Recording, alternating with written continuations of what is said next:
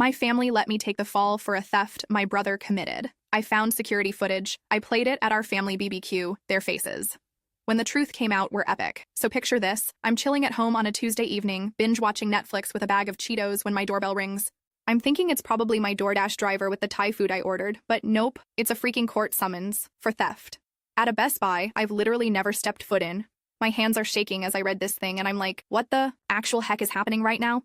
The document says I allegedly stole some expensive gaming headphones and a wireless speaker worth like $800. The date listed? Last Thursday.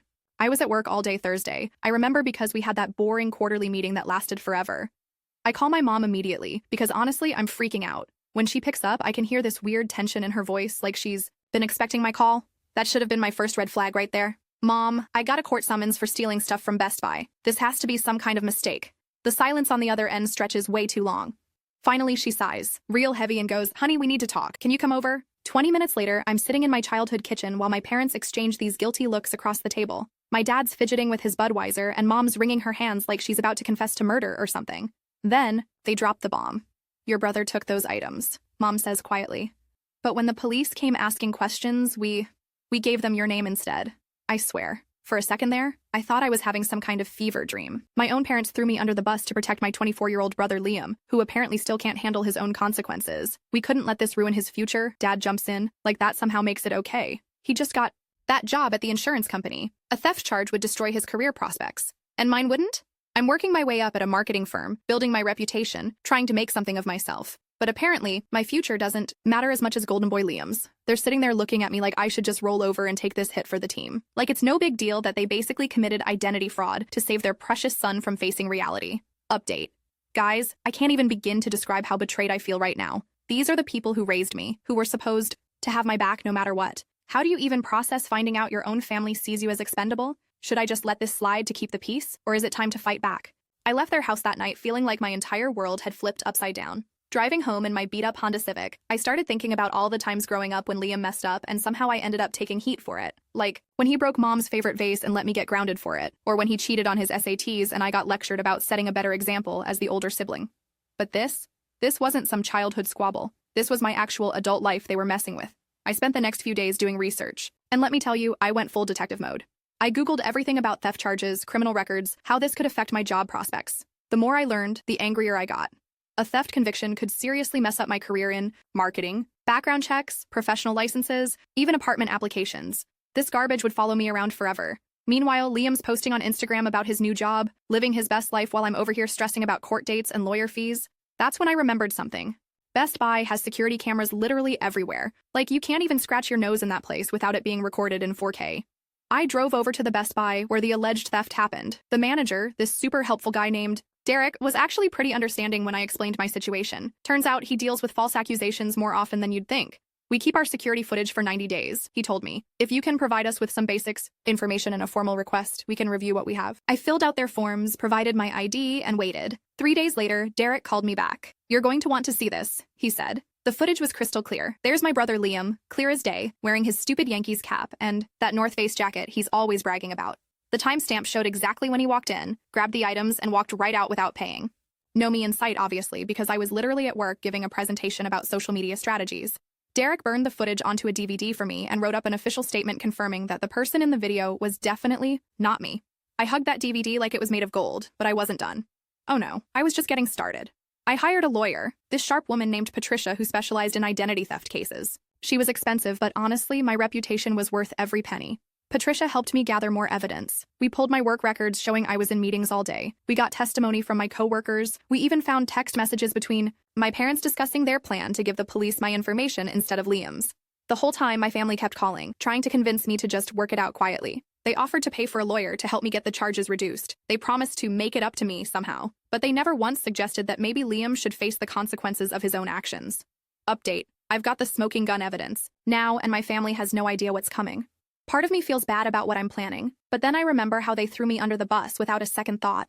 Is it wrong to want justice even if it means exposing my own family? What would you do in my shoes? The annual family barbecue was coming up, this big tradition where all our relatives come over to my parents' house for burgers, beer, and gossip. Usually I'd be dreading the small talk and awkward questions about my love life. This year, I was actually looking forward to it. I showed up with my laptop bag, telling everyone I had some work stuff to catch up on. Classic me, right? Always bringing work to family events. Nobody thought twice about it. The whole extended family was there. Aunts, uncles, cousins, family friends. About 30 people total, all crowded around the patio, drinking Bud Light and eating my dad's famous ribs. Liam was holding court near the grill, telling everyone about his awesome new job and how well he's doing. I'm really turning my life around, he's saying, all humble and reformed, finally getting serious about my future. The irony was so thick you could cut it with a knife. I waited until after dinner, when everyone was relaxed and gathered around the patio table. Then I stood up and cleared my throat. Hey everyone, I've got something I need to share, it's pretty important. I opened my laptop and connected it to the big outdoor TV my dad had mounted for football games. The Best Buy security footage filled the screen. This is surveillance video from last Thursday at the Best Buy on Maple Street, I announced. Someone stole some expensive electronics that day. You could hear a pin drop. Everyone's looking at the screen, watching this figure in a Yankees cap and North Face jacket stuff items into a bag and walk out. The police got a tip about who did this, I continued, my heart pounding but my voice steady. They were given a name and description. I paused the video right on a clear shot of Liam's face. They were told it was me. The explosion of shocked voices was immediate. Aunts gasping, uncles cursing, cousins looking back and forth between me and my parents like they were watching a tennis match. But as you can see, I said, pointing at the screen, that's not me. That's my brother Liam. Liam went white as a sheet. My parents started babbling, trying to talk over each other, but I wasn't done. Mom and Dad gave the police my name to protect Liam's new job. They were willing to let me take a theft conviction to save his career. I played more of the footage, showing Liam looking directly at cameras, using what was clearly his credit card at the Starbucks in the same shopping center just minutes before the theft. The evidence was overwhelming. My Aunt Sarah stood up looking absolutely horrified. You let your daughter get charged with a crime she didn't commit? Uncle Mike was shaking his head in disgust. That's your own kid, man. How could you do that? The family friends were gathering their stuff, clearly uncomfortable with the drama. But my cousins, they were looking at me with something that looked a lot like respect. I've already given this footage to my lawyer and the police, I announced. The charges against me are being dropped, and new charges are being filed against the actual thief. Right on cue, like something out of a movie, 2 police officers appeared at the back gate. I'd called them earlier, asking them to come by around 9 p.m. to pick up Liam for questioning. Liam Johnson, one of the officers called out. And that's when the real chaos started. Update. The barbecue aftermath was absolutely wild. My family is completely split down the middle, and let me tell you, the group chat has been absolutely brutal. Some relatives are calling me a traitor, others are saying I'm a hero, but honestly, seeing the look on my parents' faces when those cops walked in was worth every bit of drama that followed. Was this nuclear revenge justified, or did I go too far? The next few weeks were like watching dominoes fall. Liam got arrested that night, though they let him out on bail the next morning. The family group chat exploded with arguments. Half my relatives were furious at my parents for what they did to me. The other half thought I was vindictive for airing family business so publicly. My cousin Jenny sent me a private message saying, "Girl, I've been waiting years for someone to call out Uncle Rick and Aunt Linda's favoritism. You're my hero right now." But my cousin Mark was less supportive. "You could have handled this privately. Now the whole family's torn apart." Meanwhile, my parents were in full damage control mode. They called me crying, begging me to drop the charges against Liam. They offered to pay for therapy, promised to pay off my student loans, even suggested buying me a new car. Anything to make this go away quietly. "We made a mistake," Mom sobbed over the phone. "We were just trying to protect our son." "I'm your daughter too," I reminded her. Where was that protection for me? The legal stuff moved pretty quickly after that. My lawyer, Patricia, was like a bulldog with a bone. She got the charges against me officially dropped and expunged from my record. The Best Buy manager, Derek, even wrote me a formal apology letter for the inconvenience. Liam ended up pleading guilty to theft and got 18 months probation plus community service. Not exactly the career-ending disaster my parents were so worried about, but enough to teach him that actions have consequences.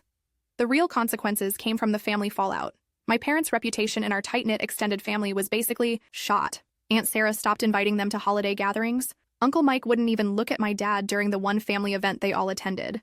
The family friends who witnessed the barbecue showdown, they started treating my parents like social pariahs. My dad lost 2 longtime poker buddies who said they couldn't trust someone who'd throw their own kid under the bus. Mom got kicked out of her book club when the story got around. Turns out, people don't really respect parents who frame their children for crimes. But you know what? I was finally free. I put my house on the market and started looking at jobs in other cities. Portland, Oregon kept popping up in my searches. Great marketing scene, beautiful scenery, and like 2,000 miles away from all this family drama. I found this amazing position at a boutique marketing firm that specialized in outdoor brands. During the interview, they asked about any criminal background, and I was able to honestly say no. The charges had been completely cleared from my record. "We love candidates with integrity," the hiring manager told me. "It's refreshing to meet someone who stands up for what's right." If only she knew the whole story. I moved to Portland in October, right when all the leaves were changing colors. My new apartment had this incredible view of Mount Hood, and I finally felt like I could breathe again. No more walking on eggshells around family. No more being the responsible one who had to clean up everyone else's messes. I started taking photography classes at the community college, something I'd always wanted to do, but never had time for when I was busy managing family crises. Turns out I'm actually pretty good at it. My instructor said I have an eye for capturing authentic moments. The irony wasn't lost on me. I'd spent so much time dealing with fake family dynamics that I'd developed a talent for recognizing genuine emotion. I made friends with my neighbor Katie, who's also a transplant escaping family drama back in Texas. We bonded over horror stories about dysfunctional relatives while hiking the Columbia River Gorge trails. It felt so good to have friendships based on mutual respect instead of obligation and guilt. My new coworkers invited me to their weekly trivia night at this cool brewery downtown. For the first time in years, I felt like I was building relationships with people who actually valued my opinion and treated me as an equal. Christmas came and went without the usual family stress. Instead of flying back for awkward dinners and forced smiles, I volunteered at a local animal shelter and spent Christmas Eve watching movies with Katie. We made hot chocolate and laughed until our stomachs hurt. It was honestly the best holiday I'd had in years. My parents sent cards and presents, but I returned them unopened. Liam tried reaching out through social media, but I'd blocked him on everything. I wasn't ready for apologies or explanations. Maybe someday, but not yet. In February, I started a blog called Standing Your Ground, where I write about setting boundaries with toxic family members. My first post, titled When Your Family Throws You Under the Bus, went viral on Reddit. Thousands of people shared their own stories about being scapegoated by relatives. Reading those comments made me realize how many people struggle with similar situations. I wasn't alone in this experience, and my story was actually helping others find the courage to stand up for themselves. One commenter wrote, "Your post gave me the strength to finally confront my sister who's been stealing from our grandmother and blaming it on me. Thank you for showing that we don't have to be victims just because they're family." Another said, "I used to think I was crazy for feeling angry about always being the fall guy. Your story validated everything I've been feeling." The blog grew into a whole community of people supporting each other through difficult family situations. I partnered with therapists and legal experts to provide resources for people dealing with scapegoating, financial abuse, and other toxic family dynamics. By summer, I was getting invited to speak at conferences about family trauma and recovery. The marketing firm where I worked was so impressed with my platform that they promoted me to senior account manager and gave me flexibility to pursue speaking engagements. Standing on stage at a conference in Seattle, looking out at an audience of people who'd found courage through my story, I felt this incredible sense of purpose. I'd turned the worst betrayal of my life into something that was genuinely helping others. After my talk, a young woman approached me with tears in her eyes. "My brother has been stealing from our family business, and my parents keep covering for him," she said. "Everyone expects me to just go along with it to keep the peace. Your story made me realize I don't have to sacrifice my integrity for their comfort." These moments made everything worth it: the family estrangement, the legal fees, the months of stress and uncertainty. I'd protected my reputation and found my voice in the process. Now, a year and a half later, I'm living my best life in Portland. I have genuine friendships, a career I'm passionate about, and a platform that's making a real difference. I wake up every morning in my apartment overlooking the mountains, drink my coffee, and feel grateful for the courage I found to fight for myself. My parents still send occasional messages through relatives, asking when I'll be ready to heal the family. But I've learned that healing doesn't always mean reconciliation. Sometimes it means protecting yourself from people who've proven they'll sacrifice your well-being for their convenience. The family who truly matters, my cousins Jenny and Alex, my Aunt Sarah, even some family friends who reached out privately, they all understand why I did what I did. They respect me for standing up to bullies, even when those bullies happen to share my DNA. Last month, I got a message from Derek at Best Buy. He'd followed my blog and wanted to let me know that my story had inspired their company to improve their process for handling false accusations. They now require multiple forms of verification before releasing suspect information to police. "You turned a terrible situation into positive change," he wrote. "That takes real character." Looking back, I can honestly say that the worst betrayal of my life led to the best year of my life. I learned that family isn't just about blood relations. It's about people who have your back when things get tough. I discovered strength I didn't know I had and found my purpose in helping others find theirs. My brother Liam finished his probation and apparently learned his lesson. According to family updates I hear through the grapevine, he's been working steady and staying out of trouble. My parents are slowly rebuilding relationships with some relatives, though things will probably never be quite the same. As for me, I'm exactly where I'm supposed to be. Sometimes the best thing you can do for yourself is refuse to be anyone's scapegoat, even if it means walking away from everything familiar. The truth really does set you free, and freedom feels absolutely incredible.